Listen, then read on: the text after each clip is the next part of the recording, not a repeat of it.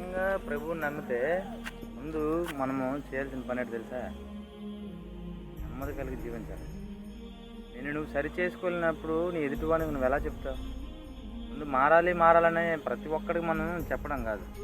ముందు మీరు మారాలి. మీరు నడిపించే సిద్ధాంతం బాలే, మీరు అనుసరించే పద్ధతి బాలే. యేసుప్రభు ఏం చెప్పాడు? నిన్ను వల్ల నీ పొరుగువాని ప్రేమించుకున్నాడు. మరి మీరు ఎవరిని ప్రేమిస్తున్నారు? కొంత భర్తనే ప్రేమించలేడు, నీవు నీ పొరుగువాని ప్రేమించగలవు. నీ కుటుంబాన్ని ప్రేమించలేడు, నువ్వు నీ పొరుగువాని ప్రేమించగలవు? లేదు. నీ కుటుంబమే నీకు వ్యతిరేకంగా ఉన్నది. నీ కుటుంబాన్ని నువ్వు ప్రేమించలేనప్పుడు నువ్వు ప్రతిరోజు సండే వచ్చినప్పుడు మాత్రం బైబిల్ పట్టుకొని నేను భక్తురాలు అన్నట్టు చర్చికి వెళ్తారు. ఇలా ఏం ప్రయోజనం? ఉపయోగం ఏముందా? లేదు. అక్కడ ఏదో గొర్రెల్లాగా విన్నామా వచ్చామన్నట్టు ఉండకూడదు.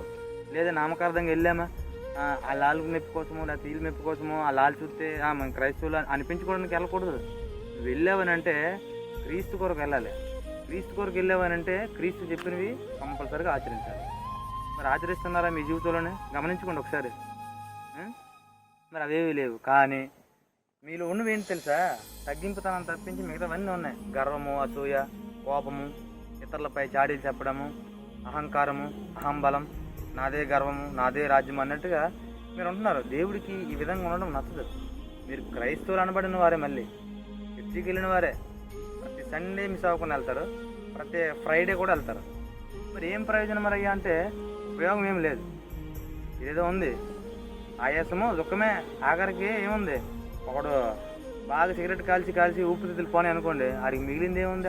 ఆఖరికి ఆడు దగ్గుతూ ఆయాసము దుఃఖమే. ఇప్పుడు ఈ బ్రతుకులు కూడా అంటే ఎందుకు చెప్తున్నానంటే ఈ మాట, మీరు సరైన రీతిలో దేవుణ్ణి ఆరాధించలేకపోతే, దేవుణ్ణి ఆరాధించి కూడా మీరు ఏవైతే దేవుని చెప్పిన సిద్ధాంతాలు మీరు పాటించలేకపోతే ఇది వేస్ట్ కదండి. దాని కమెంట్స్ ఉన్నాయి, ఆ కమెంట్స్లో మీరు ఏంటి ప్రార్థిస్తున్నారు? యేసుప్రభు గారు అయితే చెప్పింది కాదు, నిన్ను వల్లే నీ పొరుగువాని ప్రేమించమన్నాడు. ఇంకో మాట ఏమని చెప్పాడు తెలుసా? తనను తాను తగ్గించుకున్నవాడు హెచ్చించబడతాడు, హెచ్చించబడేవాడు తగ్గించబడతాడు. మరి మీరు ఏం చేస్తున్నారో మీకు తెలుసా? సరే మైండ్ పెట్టి ఆలోచించండి. క్రీస్తుని అడగండి, ప్రభువా ఎందుకు నేను ఇలా ఉన్నానో మారండి. ముందు అవతల వ్యక్తి కోసం ఆడు మారలేదు, లీడ్ మారలేదు. ముందు నువ్వు మారు, తర్వాత వాళ్ళు మారుతారు. నీవే మారలేదు, ఇంకా వాళ్ళేం మారుతారు? ఒక క్రైస్తవురాలు అయి ఉండి, ఒక క్రైస్తవుడు అయి ఉండి నిన్ను నువ్వే మార్చుకోలేకపోతున్నా, మరి నువ్వు పక్కడికి చెప్తాడు మారుతాడా?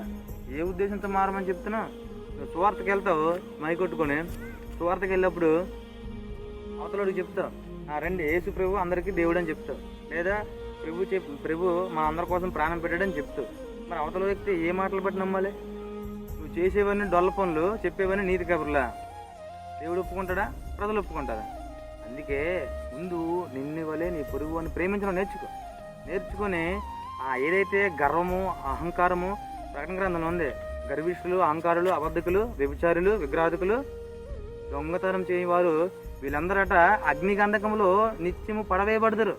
ఆ గుంపులో నువ్వు ఉండాలనుకుంటే నీ కర్మ. మరి నేను చేసేది ఏం లేదు. నేను చెప్పింది దేవుని మాట, దేవుని నోట.